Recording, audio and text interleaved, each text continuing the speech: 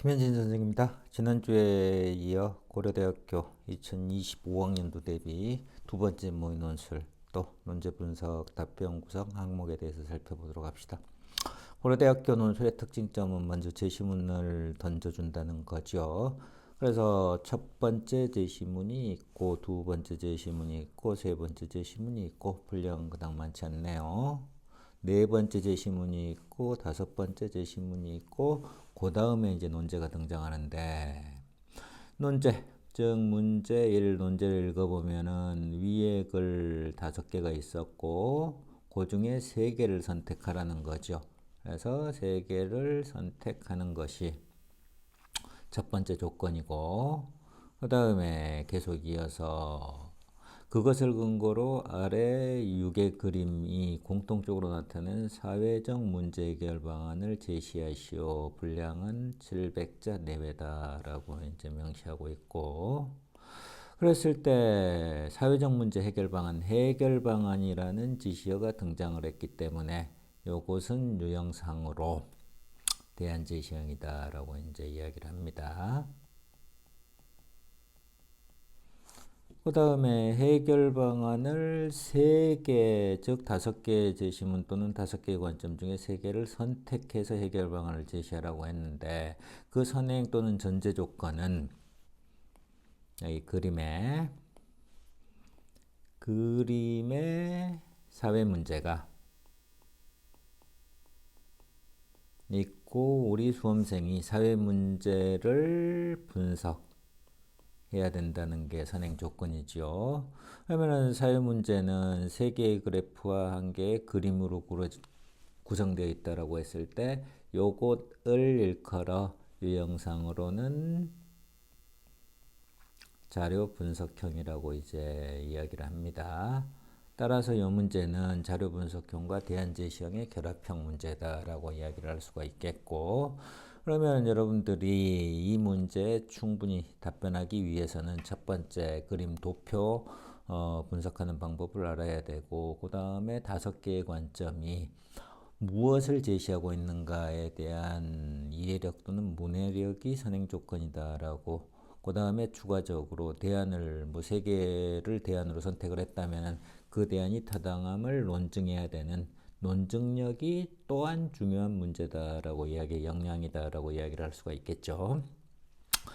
그에 맞게 이제 답변을 구성하면은 첫 번째 항목 그림 6 자료 6에 나타나는 사회적 문제 해결 방안이라고 했기 때문에 자료 6을 통해서 사회 문제를 분석 정리해야 되고 그 다음에 3개를 선택하라고 했기 때문에 하나 둘 3개를 그러면 여기서는 각각 3개가 대안에 해당한다라고 이야기를 할 수가 있겠죠.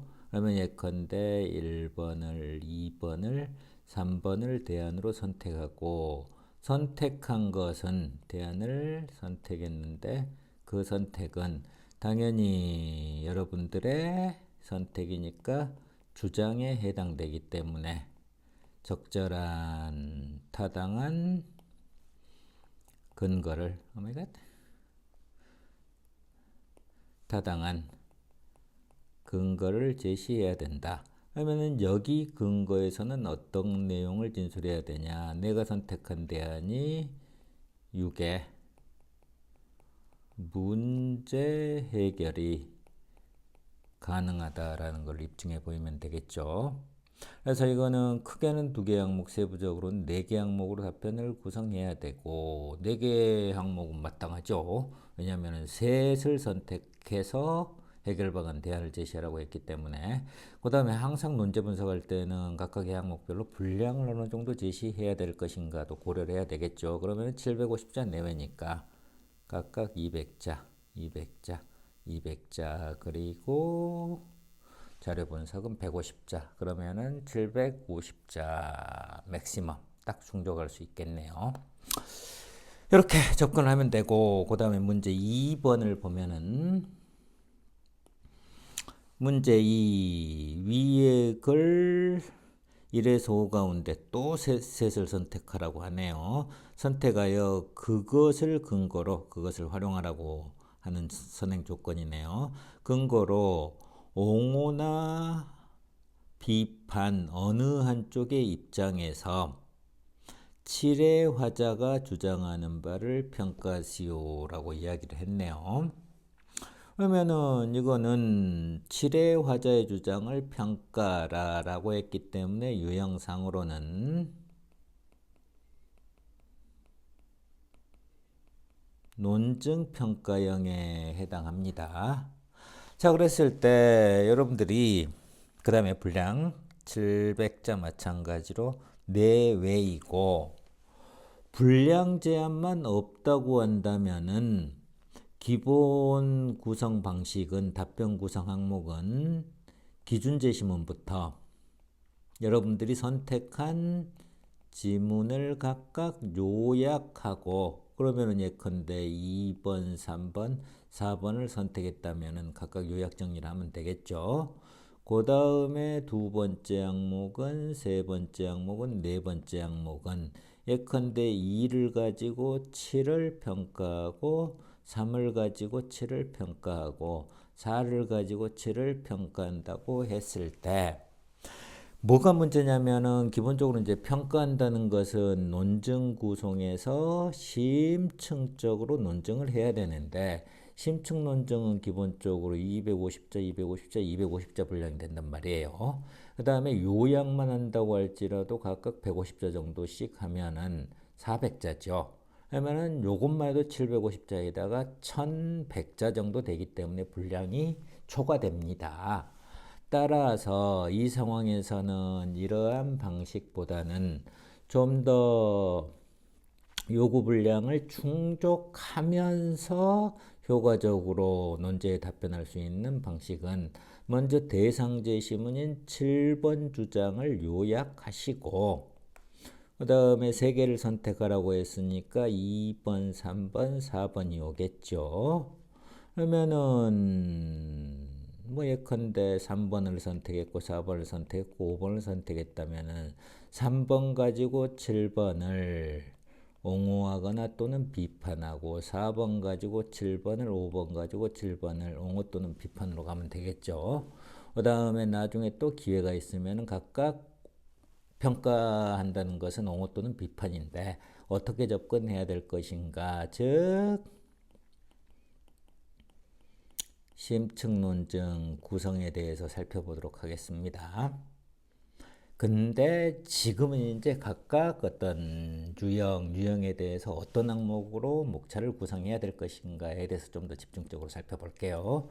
그러면은 750자 구조로 가려면 분량을 충족시키려면 마찬가지겠죠. 200자, 200자, 200자, 그 다음에 150자. 그러면은 딱 750자 정도 분량이 충족되겠죠. 그래서 오늘은 두 번째 영상을 같이 살펴보았는데 결국 마찬가지로 정리하면은 중요한 사항은 결국은 논제를 분석한다는 것은 유형 또는 요구 조건들을 정확히 파악하고 거기서 이제 끝내면 안 되겠죠. 그에 맞게 두 가지, 첫 번째 목차를 구성해야 된다. 그 다음에 목차는 이제 항목이지요. 항목을 구성해야 된다. 거기서 끝내지 말고 항목별로 적절한 분량도 배분해야 된다.